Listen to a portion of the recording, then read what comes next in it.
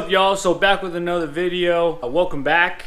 If you're new to my channel, please consider subscribing for weekly automotive mechanical content for the average shade tree mechanic. Alright, so in this video, and I told you I was going to be pushing out another video after my pedal commander review. If you haven't seen that video, go ahead and check it out. I'll go ahead and post the card up in the top right of the YouTube page, just right up here. Today, I actually am going to be showing you, and this is, and I already made another video, how to change your 6.7 Cummins oil.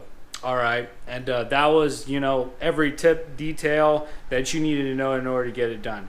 So this video is going to be pretty quick. I'm going to be using time-lapse video. If you want to see the details, again, check out my how-to oil change for the 6.7 Cummins. I'll post the link up here right now. I got some Amsoil in. Alright, this is the Signature Series. Alright, and I'll zoom in on this. It's worthy of zooming in on. Max duty protection, 6 times more wear protection, SAE 5W40. Alright, I just want to run 540 due to the fact that if I really don't see a significant difference going from Amsoil to T6, from T6 Rotella, then I'll just more likely just stick with T6 and stick with 540. Alright, plus it's good for every temperature.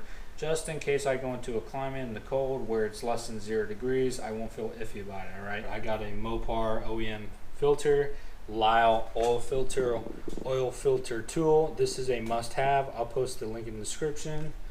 Alright, 3/4 drive ratchet, oil filter tool. This will work. It's 12 inches. I'll also post this in the link. I used it in my last video, and last change worked very good.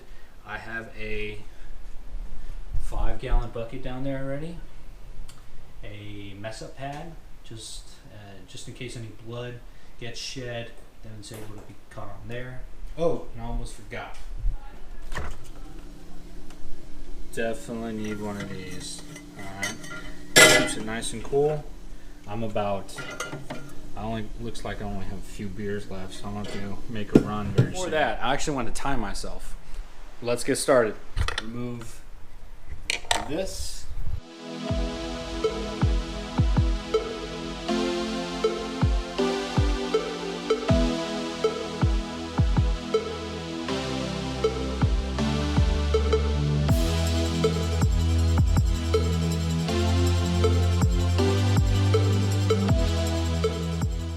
Alright, y'all, so the Lyle oil tool worked flawlessly, exactly like last time.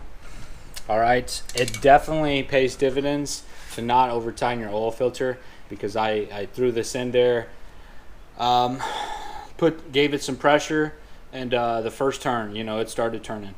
So I definitely hand tightened it the way it should have, which paid dividends, because the oil filter was literally in and out in less than about 2 minutes.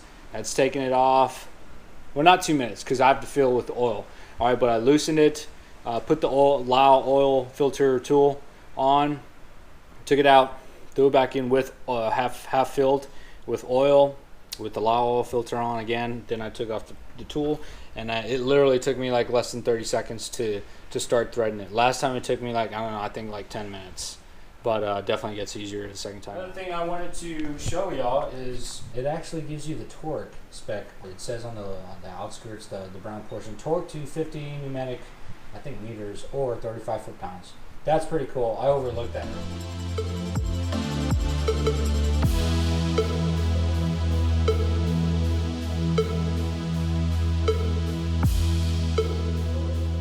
Y'all, so I just finished. I definitely took my time. I let the oil drain for 15-20 minutes.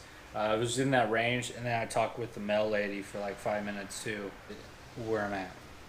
56 minutes. I can get that down under 30 minutes. This job really isn't that hard. Where you make your money is the oil filter. So taking that out and then threading it on. That's where you can make up time that a lot of people get tripped up on. But it's really not that hard. All right, so a few notes. So the torque spec for the oil drain bolt is actually written on it. All right, or on that gasket. It was 35 foot-pounds from what it told us. All right, everything went smooth.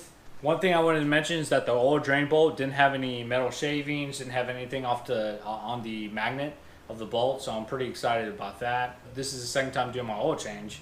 But the first time taking off the oil filter, there was no oil that came off the edge of the oil filter. You know how sometimes you can do an oil change on another car, and as you're taking it off, it'll start to bleed off to the side, and you kind of have to let it, you know, bleed out. And then once it's kind of done, you're gonna get in there, twist it off just a little more, so like it can all finish bleeding out before you take it off, and it just becomes a messy process. This is the second time that when I drain the oil out of the pan first, and then start unthreading or taking off the oil filter, there's no oil that bleeds off to the side.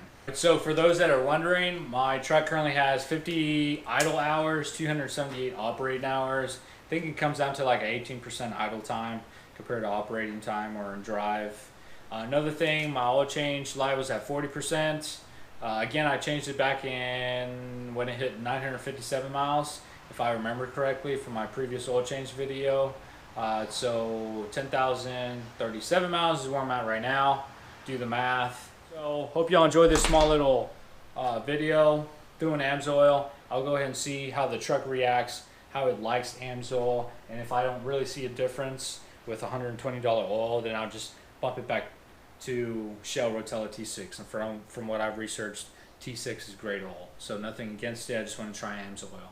Alright, so if you have any questions, comments, let me know below. Also, if you're not a subscriber to my page, subscribe to my channel for more videos exactly like this. Alright, so I'm going to go ahead and continue staying dry from Hurricane Michael. It barely touched us, so I'm not really worried about it. Make the most of my time. But until next time, ciao.